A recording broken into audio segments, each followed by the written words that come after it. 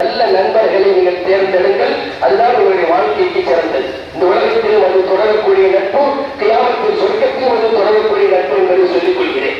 அடுத்ததாக இஸ்லாமிய பெரியவர்களே, இளைஞர்கள் தங்களுடைய இளமையை நல்ல காரியங்களில் செலவழியுங்கள்.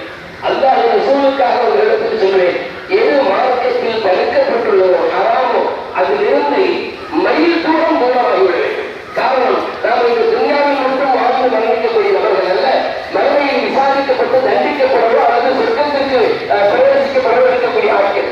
அப்படியானால் நம்முடைய பாதை என்பது தவறிவிடக் கூடாது. நல்ல குணங்களோடு வாழ வேண்டும். இந்த போதை, மது போன்ற ஹராமாக்கப்பட்ட அத்துணை இருந்து தூரமாக வேண்டும். இதுவரை ஒரு வேளை நம்முடைய நண்பர்களோடு நாம் உட்கொண்டிருந்தால் அந்த அளவுக்கு தவறா செஞ்சிருந்தோம்.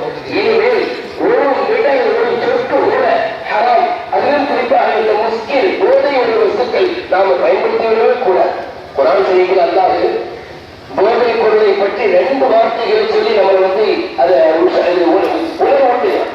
ஒன்று நஜீஸ்ன்னு சொல்றாங்க, அது நஜீஸ். யோசித்து பாரு, சின்ன கற்பனை ஒரு மஜ்லிஸ்ல சொல்லு, ஒரு மரமோ ஒரு சிறுநீரோ அதை நாம நம்முடைய வாயிலோ நம்ம கிட்ட கொண்டு போறோம். ஏன்னா அது அசுத்தம்.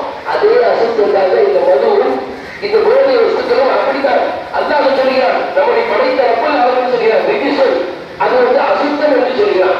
எனவே இனிமேல் அதனால் நாம் நிற்கவே வேண்டாம். இந்த உலகத்தில் அருந்தக்கூடிய நபர், போதை பொருளை உட்கொள்ளக்கூடிய நபர், போதையை பயன்படுத்தக்கூடிய நபர், நாளைக்கு யாபத்தினால அவர் தௌபா செய்து மரணித்து அல்லாஹ்விடத்தில் வந்தார். நான் ஹதீஸை சொல்கிறேன், விளக்கவரையில் நீங்கள் பார்த்துக் கொள்ளலாம். அவர் தௌபா செய்து நாளை தியாகத்தில் வந்தாலும் சொர்க்கத்தில் அவருக்கு அங்கே சொர்க்கத்தின் மதுபானங்கள் கொடுக்கப்படலாம்.